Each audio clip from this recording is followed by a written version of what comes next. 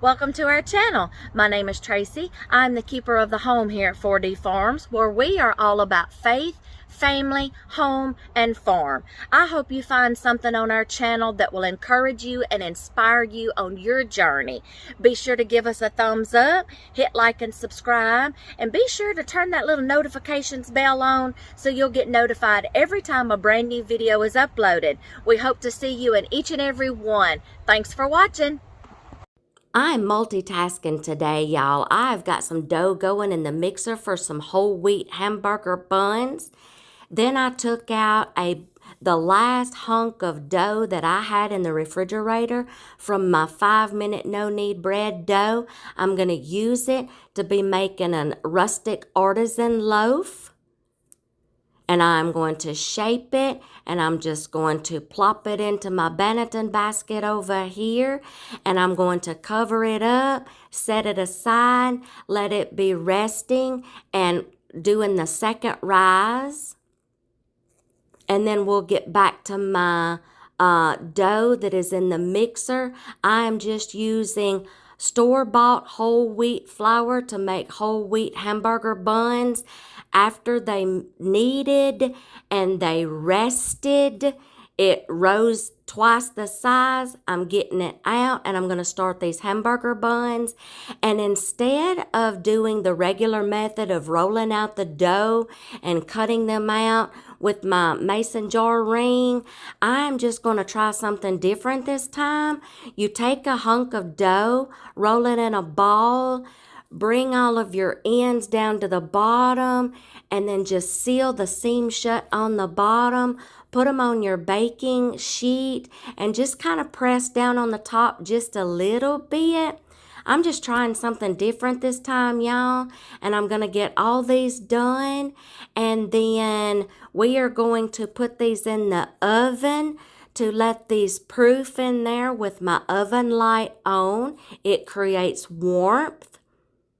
After they've proofed, we're going to take them out, and I am going to let my granddaughters help me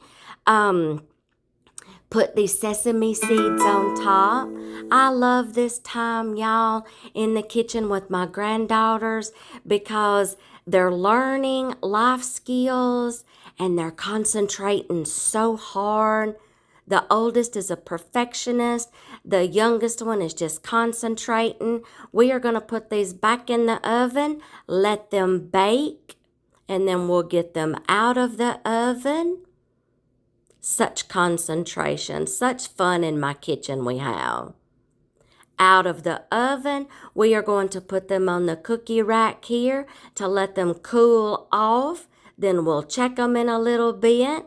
Fluffy, soft. Look at that, fresh out of the oven. Those turned out pretty good. I like that method. We're just going to let them cool off. And then I'm going to get back to my artisan loaf. I'm going to uncover it. We're going to plop it out here on my pizza peel with some parchment paper. I'm going to flour the bottom so it don't stick.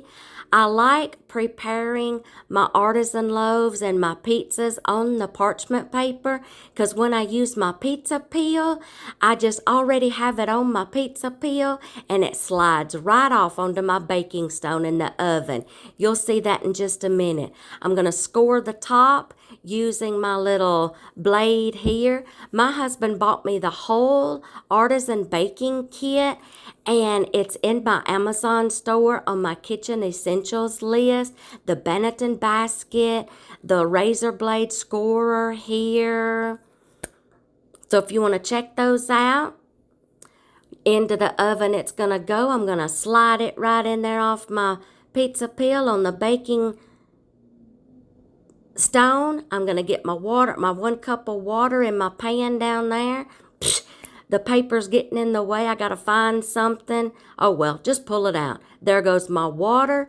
My oven was already preheated. We're going to set my timer now for 25 minutes. Let it bake. We'll check it. Get it out of the oven.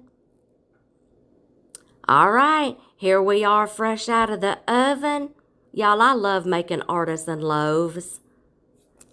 I hope y'all enjoy this, and I hope y'all have been following along and go make you some.